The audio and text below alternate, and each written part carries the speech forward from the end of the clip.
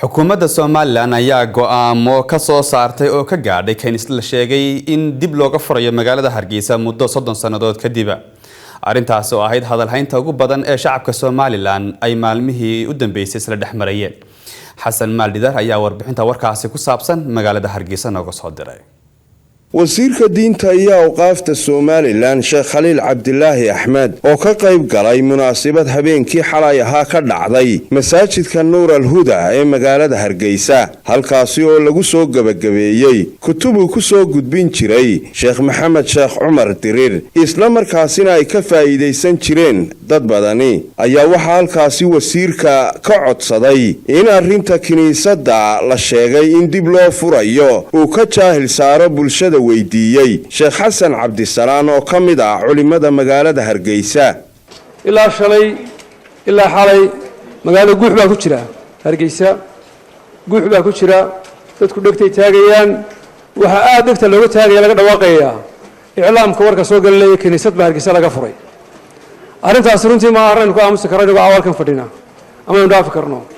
walaal munaasabadan wasiirka awqaafta iyo wasiirada badan joogaana waxay runtii u baahan ummadda inay cadeeyaan bal kaniisadaasi waxay tahay waa la isweydiinayaa kaniisada la furay la sheegay waxay tahay ummadda loo cadeeyo runtii u baahanahay oo ilaahay maxay macnaheedu tahay way noogna magaalada kaniisada way ka dhisnaayeen marka war la helaba tala la helay ama al-hukm ala shay farq an tasuri marka warka la helaba galan laga gaaray mas'uuliyiinta caawi laga joogay weydiinayna bal waxa arrintaas ay taagan tahay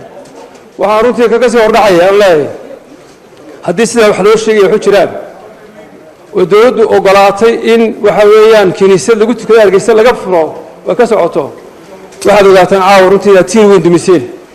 إلى أن سبحانه وتعالى سكين قاعد كله الذين آمنوا ولم يلبسوا إيمانهم بظلم أولئك لهم الأمن والمهتدون إلا آمنوا إن أمن له وإن كفروا وها آثار سواء إن ظلم وحلا هذول السكيل عليه وإن ظلم اللي قلين وما فرنا دودنا قيمة عليه diinta wax badan runtii ka tartay waqtiga maanta jooga in baabka ay naga xirnaa inuu furto runtii uga ma fadhino laakiin waxaan isleeyahay malaha sheedan marwa waramaye bal sheekh iyo rag la midkii masalaas ay naga jaahil saaraano arrinkaas waxay gudiseen u gaadhno Sheekh Khaliil Cabdilaahi Axmed wasiirka diinta iyo awqaafta Soomaaliland ayaa sheegay inaanay jirin kiniisad cusub oo laga furay magaalada Hargeysa balse ay hore u furnaan jirtay isla markaasina dadka Kiristaanka ah ee dalka ku sugani ay ka codsadeen in loo furo wasiir Sheekh Khaliil waxa uu sheegay in lagu ilaalin doono dadkaasi ajaanibka ah hada kaniisada Ingiriiska ka tagay ama kaniisada Ingiriiska ka tagay mid way duusan tahay midna way dhisanta way taaganta ilaa muddo dhaweedna dad baa gacanta ku hayay oo kuba aasan gudaheeda uu hayay de madhabta Catholic la yiraahdo kaniisad isticmaalka ka tagay oo dhisan ayay ahay mar dadka kaniisad dhisan tahayna inay inoo kaniisada inta u taqaano amba albaabada qufulna amba ay dumino shariicaduna inoo banaan mayso hadii banaan tahayna waa sheegi doontaan laakiin waxa soo kordhay waxa weeye in dadkii meelaha maxaan ku raadayay ku dhumaalaysanayay ama shaqadooda dhexdooda ku cibaadeysanayay wax cibaadada iyagu yaqaanaan inagu waxaan u naqaanaa inay tahay uun maxaa deysay ilaahay oo hel kitaabe uma in kareyne meelaha ku cibaadeysanayay inay yiraahdaan waxaan doonayaa in furano oo ku cibaadaysano iyagoo u gaar oo inagu aan shaqo ku lahayn laakiin waxa ay maslaxadu noqotay in la koobo oo maxaan ku raadayay kaniisadoodaas ay u shaqeyso dadka ahlu kitaabka ah ee martida lagu ah ama shaqaalaha noqdaan ama maxaan ku dad inoo yimid noqdaan ama maxaan ku dad muxuu ahaayay shaqooyin kala gaar ah dalka ka haya haba noqdaan inaguna halka aynu gaar kaga hayno oo cidii markaa ku soo korodha ee dadkeena ana aynu deg shaqo ka qabsano iyagiina u ogolaano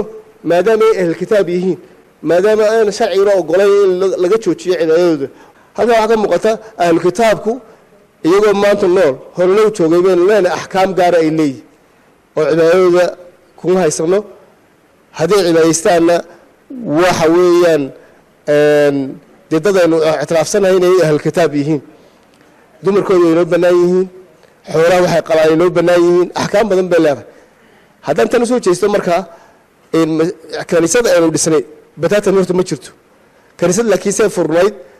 oo markii hore nin ku dhex dhintay oo joogay Somalilandana oo Kristaan ahaa imkana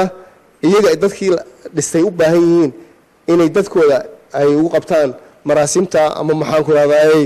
cibaadada noocaas ay sameeyaan ahli kitaabku leeyihiin ayuunbaa meeshaas ka dhacday innaguna waxaan ku dadaalaynaa innagoo runtii المعامل بالمثل إلى الحكومة بينها دولتنا وينها النظام واحد إنه در أدون كوشة قيسنو أو إنه وضع حديدنا إما كان مساجد هرجيسة كورنا لفتينه محاكم مساجد لا قد سيء إن دلك الدولة أدونك إنه واحد كنيسة هو تيار نقول السن كل عبادة سيء كل عبادة سيء ميسان وحناش هؤلاء راتي كل عبادة سأنا كل قارد كذا أنت قرصنا إذا مالها كل نجو خيامين ليدين هلكا دقة أرسلنا قارنا دوشين دقنو أنت سان ورتا أنت ساكت عضي وأنا سميني شيخ حسن يعلم بدنا وحولنا دي هدية أنا قاعد إنسان وعليه دي هو خلدنتين دي بالنوب بيامي وعلم نقول تروه دي هوشاس هلا كده بتوه وحفيها إيه اللي فهمي ودي جوابته دي يعني النقطة حقنا إلى حق سكتها هاي كأهتدي تاي ما يكون خلطنا شيطان يو أنكم باسكالهين kiniisadani la sheegay in dib looga furayo magaalada Hargeysa ayaa noqotay mid lagaga doodo goobaha ay bulshadu iskagu yimaadaan isla markaasina si weyn loo hadal hayay saacadihii u dambeeyay waxaana aad looga doodayay baraha bulshada ee loo yaqaan social media Xasan Maalidar telefishinka RTN magaalada Hargeysa